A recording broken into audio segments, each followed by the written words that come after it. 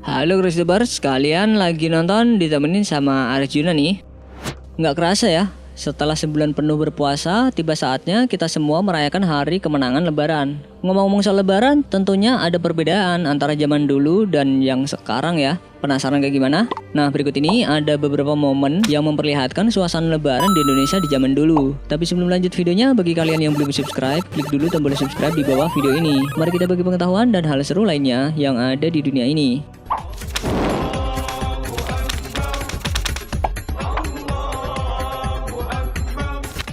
Sholat Id.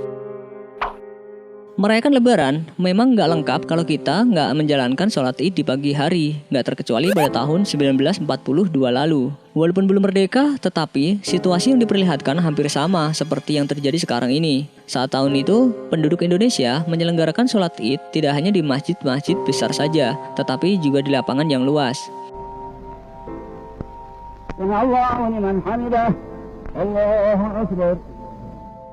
Walaupun saat itu kondisi Indonesia terbilang masih mencekam karena belum terbebas penuh dari penjajah, tapi penduduk Indonesia begitu antusias menyambut Hari Raya Idul Fitri. Alhamdulillah, dengan berkah kekuasaan Allah, kita sekalian umat Islam bisa menjalankan segala perintah dari agama kita. Langkah yang pertama ialah langkah kerukunan di bawah pimpinan KAI Nippon. Sudahnya Asia terlepas dari cengkeraman Barat. Terbuktilah bahwa Hari Raya Idul Fitri itu dirayakan oleh segala umat Islam. Para nilai selamat dunia kita dan akhirat kita sungguh-sungguh setia supaya selamat hal keadaan yang kita maksudkan. Alhamdulillah Rabbil Alamin. Allahumma salli wa sallim ala Sayyidina Muhammadin wa ala ali Sayyidina Muhammad. Adem banget yang lihatnya.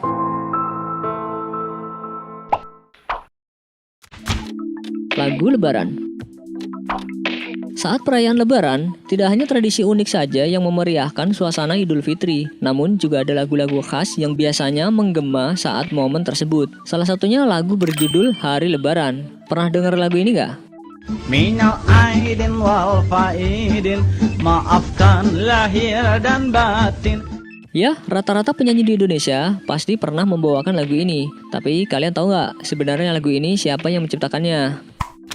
Jawabannya Ismail Marzuki. Beliau ini seorang maestro musik Indonesia. Lagu ini sudah diperdengarkan sejak tahun 1950-an. Selamat para pemimpin, rakyatnya makmur terjamin. Dan karena lagu ciptaan Ismail Marzuki ini pula, kalimat Minal Aidin wal Faizin pun populer hingga saat ini. Setahun sekali naik terem listrik pere, milir mudik jalan kaki pincang sampai sore. Lebaran di desa. Semua umat muslim dari seluruh penjuru wilayah memang memiliki tradisi unik untuk menyambut hari raya Lebaran, nggak terkecuali di pedesaan. Ya walaupun mungkin masih minim fasilitas atau teknologi, tapi penduduk desa nggak kehabisan ide untuk menciptakan ritual-ritual unik yang bisa dilakukan untuk menyambut Lebaran. Salah satunya pawai obor ini nih. Dari dulu hingga sekarang ini, rupanya pawai obor ini kerap kali dilakukan penduduk desa. Ya walaupun hanya bermodalkan obor yang terbuat dari batang bambu, dan pada saat itu juga kondisi sekitar gelap karena masih minim penerangan, tidak mengurangi antusias mereka untuk berkeliling kampung.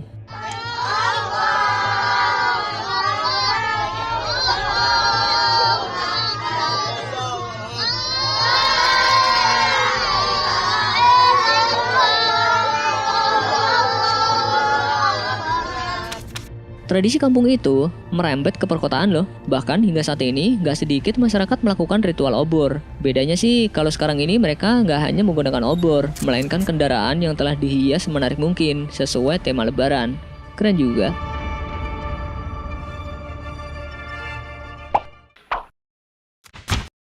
Lebaran di kota. Cara orang kota berlebaran lain lagi. Kesempatan ini dipakai buat berjudi. Walaupun belum adanya teknologi yang canggih, tapi atmosfer Lebaran begitu terasa saat kita melihat video satu ini yang memperlihatkan suasana hari Lebaran di tahun 1950-an. Di sini terlihat situasi kota Jakarta begitu ramai oleh penduduk, mulai dari mereka yang ramai-ramai pergi ke pasar untuk membeli berbagai keperluan di hari Lebaran.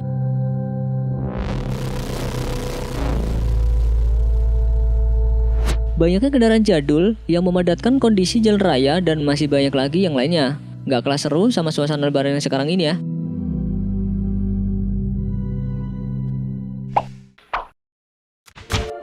Soekarno berlebaran. Sejak zaman dahulu, rupanya pemimpin negara kerap kali melaksanakan sholat Idul Fitri di ruang publik bersama masyarakat luas. Nggak terkecuali Presiden pertama Indonesia, yaitu Insinyur Soekarno.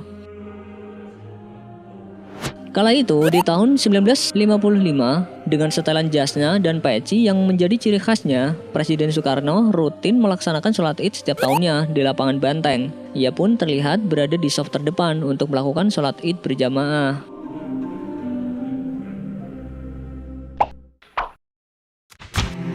Acara TV.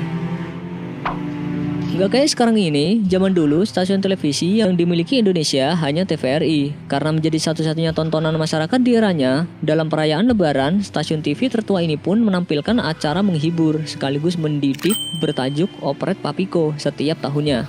Papiko dan TVRI mempersembahkan sebuah opereta karya Cipta Tisu Puspa. Sana Lebaran, sini Lebaran.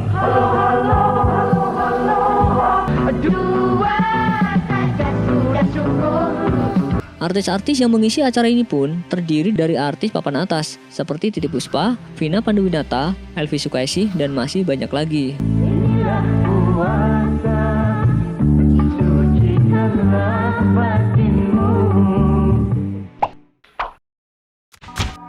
Iklan. Nggak hanya acara televisi yang bernuansa Ramadan ataupun Lebaran, beberapa iklan produk di televisi pun juga ikut melancarkan iklan yang bertemakan Ramadan ataupun Lebaran. Hari ini kita puasa, menjalankan perintah agama. Kita sahur bersama Indomie. Walaupun cuma iklan yang punya tujuan untuk menarik para penonton untuk membeli produk-produknya, tapi iklan-iklan tersebut syarat dengan ilmu yang bisa jadi pelajaran untuk penonton yang melihatnya. Aku bikin ketupat yang enak. Jadi kangen puasa zaman dulu ya. Kita beridul fitri berbahagia, mari kita berlebaran bersuka gembira. Mudik. Sekarang ini masyarakat memang telah dipermudah untuk melakukan kegiatan mudik. Apalagi jika daerah yang dituju di kawasan Pulau Jawa, masyarakatnya bisa dengan cepat sampai tujuan dengan melintasi jalan tol Cipali. Sebelum ada tol Cipali seperti sekarang ini, masyarakat khususnya di tahun 1995 harus merasakan kemacetan panjang di Jalan Pantura Cirebon. Untuk mengurangi kemacetan, aparat keamanan pun membatasi kuantitas kendaraan dan hanya kendaraan pengangkut tertentu yang diperbolehkan lewat jalur tersebut. Untuk mencegah kemacetan lalu lintas pada hari-hari mudik Lebaran tahun ini, pemerintah telah melakukan pelebaran ruas jalan di beberapa lokasi. Pada Idul Fitri tahun 1995 ini, kepadatan diperkirakan akan meningkat 10 hingga 15%. Mulai tanggal 27 Februari hingga 4 Maret, jalur Pantura tertutup bagi semua jenis kendaraan umum. Peta jalur alternatif sebanyak 10.000 eksemplar akan dibagikan pihak kepolisian di Tol Cikampek pada tanggal 27 dan 28 Februari. Kue Lebaran. Sekarang ini memang banyak yang menjual kue dalam kemasan kaleng ataupun kue kering homemade lainnya. Tapi zaman dulu nih, masyarakat Indonesia nggak kenal tuh kue-kue seperti yang saat ini hits. Mereka lebih sering menyuguhkan camilan Lebaran itu untuk para tamu berupa kue tradisional seperti kembang goyang, semprong, rengginang, dan masih banyak lagi. Di tempat kalian masih ada nggak?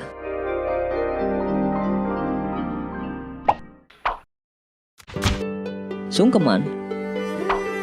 Kalau zaman dulu nih, setelah selesai sholat Id, masyarakat akan berkumpul di rumah seseorang yang dituakan dan mereka akan melakukan tradisi sungkeman. Setelah itu, kebanyakan anak-anak kecil akan berkumpul di tanah lapang untuk bermain bersama-sama.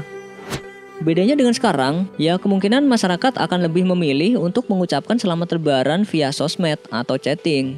Dan saat berkumpul bersama saudara, lebih disibukkan dengan gadgetnya masing-masing. Mungkin. Buktinya kalian sekarang lagi megang handphone kan? Maafkan lahir dan batin, lain tahun hidup prihatin.